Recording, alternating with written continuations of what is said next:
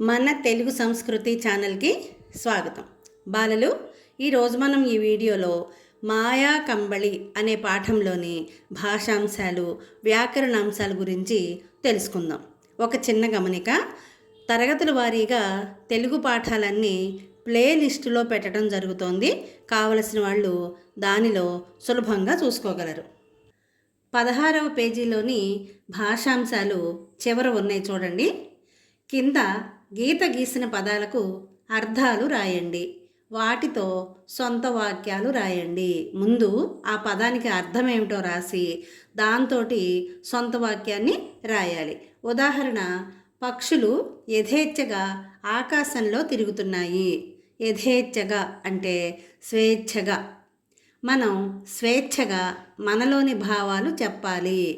రెండవది చూడండి, బియ్యం చౌక ధరకు అమ్ముతున్నారు.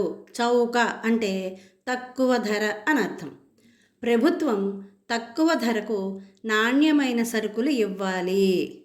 ఇంకా ఏమి రాయొచ్చు, ఈరోజు సంతలో కూరగాయలు చౌకగా ఉన్నాయి. ఇలా సొంత వాక్యం అంటే మనకిష్టం వచ్చింది అర్థవంతంగా రాయాలి.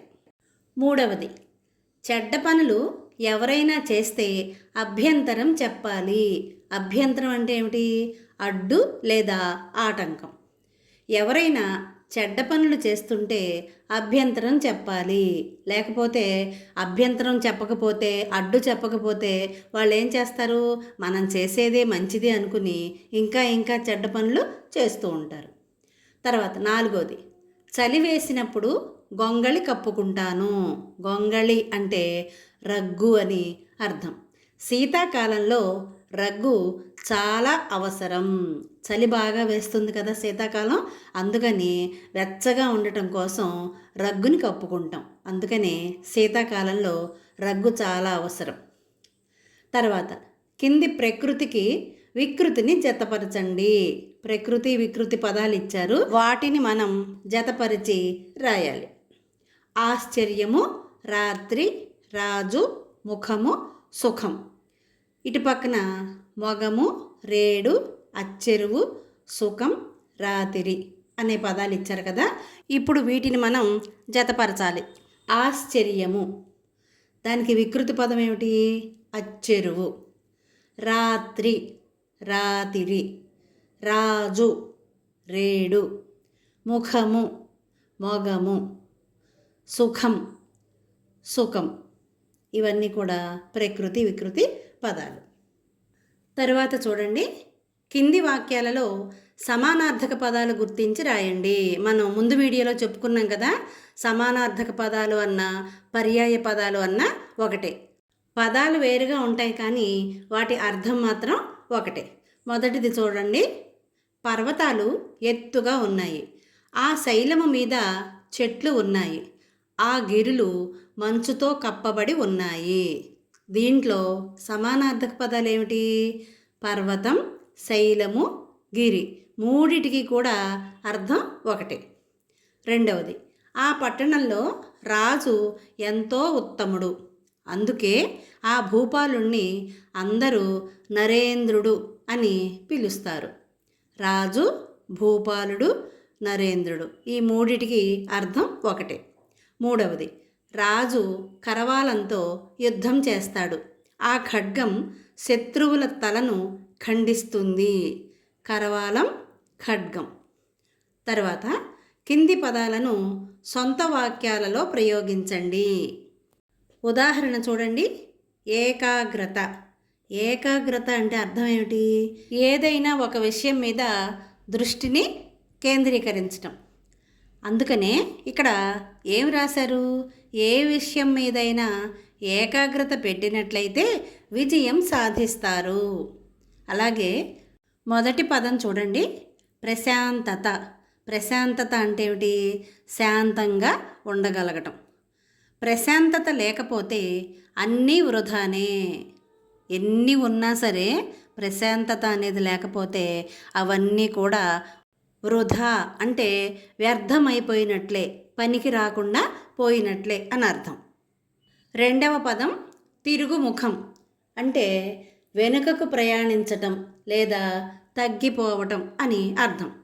కష్టపడితే కరువు తిరుగుముఖం పడుతుంది. మనం ఏ పని చేయకుండా ఉంటేనే ఇంట్లో ఉన్నవన్నీ తినేసేస్తే మొత్తం ఖాళీలైపోయి కరువు అనేది వస్తుంది. మనం రోజు కష్టపడుతున్నాం అనుకోండి, ఏ రోజుకి ఆ రోజే మనం సంపాదిస్తాం కాబట్టి కరువు అనేది అసలు మనకి తెలియని కూడా తెలియదు. మూడవది ప్రలోభ పెట్టటం, అంటే లంచం ఇచ్చి లోబర్చుకోవటం, లేదంటే ఏదో ఒకటి ఆశ చూపించి ఆ పనిని చేయించుకోవటం. చెడ్డ పనుల కోసం ఇతరులను ప్రలోభ పెట్టరాదు. నాలుగవ పదం చూడండి, శ్రేయస్సు. శ్రేయస్సు అంటే ఏమిటి? మేలు. గురువులు ఎల్లప్పుడూ శిష్యుల శ్రేయస్సే కోరతారు. శిష్యులు బాగా చదువుకోవాలి, ఉన్నతంగా ఎదగాలి అని వాళ్ళ యొక్క మేలు కోరేది ఎల్లప్పుడూ కూడా గురువులు మాత్రమే. ఐదవ పదం దురాశాపరులు, అంటే చెడ్డ ఆశ కలిగినటువంటి వాళ్ళు అని అర్థం. దురాశాపరులకు దూరంగా ఉండాలి. ఆరవది కంటపడకుండా, అంటే అర్థం ఏంటి? ఎవరు మనల్ని చూడకుండా గమనించకుండా అని అర్థం. దొంగలు పోలీసుల కంట పడకూడదని అనుకుంటారు. ఒకవేళ కనపడితే ఏం చేస్తారు? వాళ్ళని తీసుకెళ్ళి జైల్లో పెట్టేస్తారు కదా. అందుకని తప్పించుకుని వాళ్ళ కంట పడకుండా తిరుగుతారు. తర్వాత 18వ పేజీ చూడండి. ఎటు నుంచి చదివినా ఒకే పదం వచ్చే కచిక పదాలకు, అంటే పదభ్రమణం అంటారు వీటిల్నే, ఇంకా భ్రమక పదాలు అని కూడా అంటారు. వాక్యాల ఆధారంగా జవాబులు రాయండి. ఉదాహరణ చూడండి. నటులు చేసేది నటన. చూడండి, కుడివైపు నుంచి ఎడమకి చదివినా, ఎడమవైపు నుంచి కుడివైపుకి చదివినా ఒకే పదం వస్తుంది. దాన్నే భ్రమక పదాలు, కచిక పదాలు అని అంటారు. ఒకటోది చూడండి, చింతకాయ రుచి ఎలా ఉంటుంది? పుల్లగా ఉంటుంది కదా. దానికి మనం పులుపు. మరి ఎటు నుంచి చదివిన పదం ఒకేలాగా ఉండాలి కదా, అందుకని పులుపు అని రాసుకోవాలి. రెండవది శరీరాన్ని కప్పే వస్త్రానికి మరొక పేరు వలువ. మూడవది గాలి వెలుతురు కోసం ఇంటికి పెట్టేది కిటికీ. ఇది తీయడం అంటే నిద్రపోతున్నాడని అర్థం. నాలుగవది కునుకు. ఐదవది సముద్రపు ఆల్చిప్పలో ఉండేది ముత్యము. ఇలాంటి మరికొన్ని పదాలను సేకరించి రాయండి. భ్రమక పదాలని ఇంకా కొన్ని రాయమంటున్నారు. ముఖము, జలజ, మహిమ, మడమ, కనుక, ముఖ్యము. ఆ పదాన్ని ఒకసారి గమనించండి. మీరు ఎటు నుంచి ఎటు చదివినా సరే ఒకే రకంగా పదం వస్తుందన్నమాట. తర్వాత వ్యాకరణాంశాలు. కింది వాక్యాలను గమనించండి. పోతన భాగవతం రచించాడు. ఆవు పాలు ఇచ్చింది. రాజు వేటకు వెళ్ళాడు. రాము అన్నం తిన్నాడు. గీత పుస్తకం తెచ్చింది. ఈ 5 వాక్యాలు గమనించారు కదా. క్రియకు ముందు భాగంలో ఎవరు, ఏది అని ప్రశ్నిస్తే వచ్చే జవాబుని ఇప్పుడు మనం గమనించాలి. క్రియ అంటే ఏమిటి? పనిని తెలియచేసే పదం. ఉదాహరణ చూడండి. భాగవతాన్ని ఎవరు రచించారు? మొట్టమొదటిది ఏమి ఇచ్చాడు మనకి? పోతన భాగవతం రచించాడు అని ఇచ్చాడు కదా ఆకుపచ్చ పెట్టెలో. ఇప్పుడు భాగవతాన్ని ఎవరు రచించారు అని అడుగుతున్నాడు. ఎవరు రచించారు? పోతన. పోతన భాగవతం రచించాడు. తరువాత పాలు ఇచ్చే జంతువు ఏది? ఆవు. వేటకు ఎవరు వెళ్ళారు? రాజు. అన్నం ఎవరు తిన్నారు? రాము. పుస్తకం ఎవరు తెచ్చారు? గీత. చూడండి, ఇప్పుడు ఏవైతే జవాబులు వచ్చాయో అవి క్రియను ప్రశ్నిస్తే వచ్చినటువంటి జవాబులు. కాబట్టి క్రియను ప్రశ్నించినప్పుడు వచ్చే సమాధానాన్ని కర్త అని చెప్తారు. కర్త అంటే ఎవరైతే ఆ పనిని చేస్తారో వాళ్ళని, ఆ పదాన్ని కర్త పదం లేదా కర్త అని అంటారు. తర్వాత చూడండి 19వ పేజీలో కింది వాక్యాలను చదవండి. కర్తను గుర్తించి గీత గీసి పక్కన రాయండి. ఉదాహరణ, ఆత్మానందుడు కంబళిని భుజాన వేసుకుని వెళ్ళాడు. దాంట్లో కర్త ఎవరు? భుజాన వేసుకుని వెళ్ళింది ఎవరో కంబళిని? ఆత్మానందుడు కదా. కాబట్టి ఆత్మానందుడు అనేది కర్త అవుతుంది. తర్వాత భిక్షగాడు మాయా కంబళితో అదృశ్యమయ్యాడు. మాయా కంబళితో అదృశ్యమైంది ఎవరు? భిక్షగాడు. కాబట్టి భిక్షగాడు అనేది కర్త. ఇక్కడ పక్కన రాయాలి. రెండవది, విక్రముడు కత్తి పట్టుకొని రాజు మందిరానికి వెళ్ళాడు. విక్రముడు. చండీదత్తుడు విక్రముడిని సంహరించాడు. చండీదత్తుడు కర్త. భటులు చెంచలను బంధించారు. భటులు కర్తపదం. తర్వాత చూడండి, ఉత్వసంధి. దీన్ని పరిచయం చేస్తున్నారు చూడండి. కింది వాక్యాలను చదవండి. గీత గీసిన పదాలను పరిశీలించి విడదీసి రాయండి. భద్రాచల రాముడతడు. వినాయక చవితికి సెలవిచ్చారు. బడిగంటలు మ్రోగుచున్నవి. మనిషికి కొంచెమైన ధర్మగుణం ఉండాలి. గంగిగోవు పాలు పద్యభావమేమి. ప్రజలందరూ కరోనాకు భయపడుతున్నారు. దీంట్లో చూడండి చాలా సంధి పదాలు ఉన్నాయి. కింద ఇచ్చాడు చూడండి, సంధి రూపం, విడదీసిన రూపం అని ఇచ్చాడు. ఉదాహరణ, రాముడతడు. మొదటి దాంట్లో ఉంది కదా, రాముడతడు. దాన్ని విడదీస్తే రాముడు ప్లస్ అతడు. రాముడు అనే దాంట్లో ప్లస్కి ముందు ఉన్నటువంటి పదం రాముడు అనేది, దాన్ని పూర్వపదం అని అంటారు. పూర్వపదంలో చివరి అక్షరం ఏముంది? డు అనేది ఉంది. డు అనే అక్షరం ఎలా ఏర్పడుతుంది? డ్ ప్లస్ ఉ, ఆ రెండు కలిస్తేనే డు అనేది ఏర్పడుతుంది. కాబట్టి డూలో డ్ ప్లస్ ఊ ఉంది కదా, కాబట్టి ఒకారమే ఉంది. అందుకని ఇది ఒకార సంధి లేదా ఉత్వ సంధి.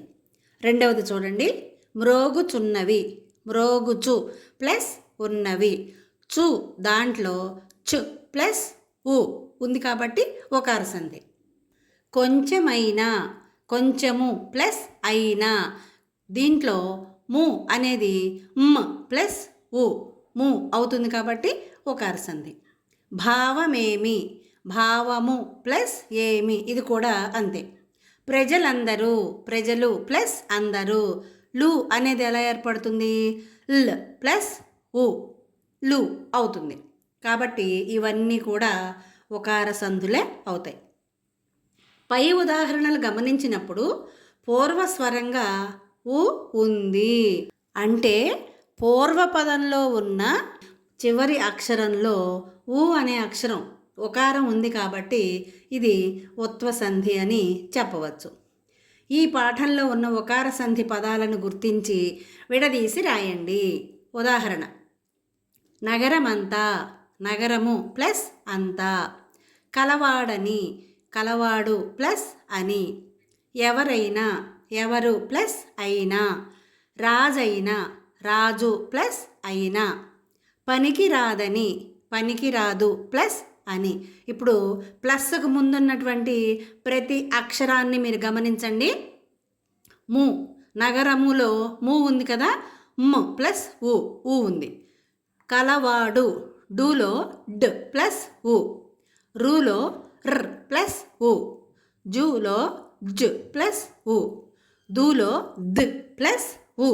ఇవన్నీ కూడా ఉకారంతో కూడినటువంటి అక్షరాలు కాబట్టి ఇది ఉత్వ సంధి అని మనం తెలుసుకోవాలి. తర్వాత 20వ పేజీ చూడండి. కింది గద్యాన్ని చదివి భాషా భాగాలను గుర్తించండి. భాషా భాగాలు అంటే మనకి 5 ఉంటాయి. కింద ఇచ్చాడు చూడండి, నామవాచకం, సర్వనామం, క్రియ, విశేషణం, అవ్యయం. నామవాచకం అంటే పేర్లను గురించి తెలియజేసేది. సర్వనామం అంటే పేర్లకి బదులుగా వాడబడేది. క్రియ అంటే పనులను గురించి తెలియజేసేది. విశేషణం అంటే ప్రత్యేకతని, గుణాన్ని తెలియజేసేది.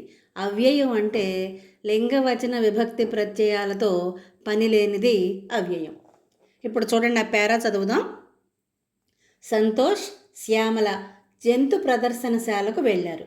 వారు అక్కడ క్రూర మృగాలైన సింహం, పులి, పొడవైన దంతాలు కలిగిన ఏనుగును చూశారు. శ్యామల సంతోషాన్ని ఆపుకోలేక, అబ్బో ఎంత పెద్ద జంతువులో అని ఆశ్చర్యపోయింది. పచ్చని రామచిలుకలు, అందమైన నెమళ్లను చూశారు. తరువాత అక్కడ ఉన్న దుకాణంలోకి వెళ్ళి తినుబండారాలు తిన్నారు.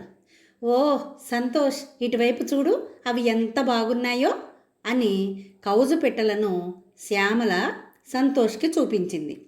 ప్రదర్శనశాలలో ఉన్న ఒక లేడీ కాలికి గాయం కాగా దానిని చూసి సంతోషు, అయ్యయ్యో, లేడీ కాలి నుండి రక్తం కారుతోంది అని సానుభూతిని వ్యక్తం చేశాడు. విన్నారు కదా. ఇప్పుడు ఈ పేరాలో ఉన్నటువంటి భాషా భాగాలని మనం విడివిడిగా గుర్తించి రాయాలి. ముందుగా నామవాచకం. సంతోష్, శ్యామల, జంతు ప్రదర్శనశాల, మృగాలు, సింహం, పులి, దంతాలు, ఏనుగు, జంతువు, రామచిలుక, నెమళ్ళు, దుకాణం, తినుబండారాలు, కౌజుపిట్టలు, లేడీ, కాలు, గాయం, రక్తం. ఇవన్నీ కూడా నామవాచకానికి సంబంధించిన పదాలు. అక్కడ సరిపోలేదు కాబట్టి సరిపడినన్ని మాత్రమే రాయటం జరిగింది. రెండవది సర్వనామం. వారు, అక్కడ, అవి, దానిని. నామవాచకానికి బదులుగా వాడబడే పదాలను చెప్పుకున్నాం కదా. సంతోషు, శ్యామల వీళ్ళందరినీ కలిపి వారు అని అంటున్నారు. క్రియ అంటే పనిని గురించి తెలియజేసేది. వెళ్ళారు, చూశారు, పోయింది, వెళ్ళి మొదలైన పదాలు. విశేషణం. క్రూర, పొడవైన, పెద్ద, పచ్చని, అందమైన, బాగు. ఇవన్నీ వాటి యొక్క ప్రత్యేకతల్ని, గుణాలని తెలియజేసే పదాలు. అవ్యయం. అబ్బో, ఓ, అయ్యయ్యో. ఇవన్నీ అవ్యయానికి సంబంధించినటువంటి పదాలు. తర్వాత చూడండి, మాయా కంబళి పాఠంలోని భాషా భాగాలను 5 గుర్తించి రాయమంటున్నాడు. మన పాఠం చెప్పుకున్నాం కదా, ఇప్పుడు దాంట్లో నుంచి రాయమంటున్నాడు. ఆత్మానందుడు, ఇది నామవాచకం. రెండోది సర్వనామం కదా, ఆయన. మూడోది క్రియ, చూశాడు. నాలుగోది విశేషణం, వృద్ధ, గొప్ప. ఐదోది అవ్యయం, యథ, ప్రతి. తరువాత గ్రంథాలయంలో మీరు చదివిన 5 కథలను, అందులోని నీతిని కింది పట్టికలో రాయండి. ప్రతి పాఠశాలలో కూడా గ్రంథాలయం, దానిలో చాలా పుస్తకాలు ఉంటాయి కదా, వాటిల్లో నుంచి మీరు ఏమేమి కథలు చదివారు, ఏమేమి నీతిని తెలుసుకున్నారు అనేది ఇక్కడ పట్టికలో రాయమంటున్నారు. మొట్టమొదటిది సింహం కుందేలు కథ.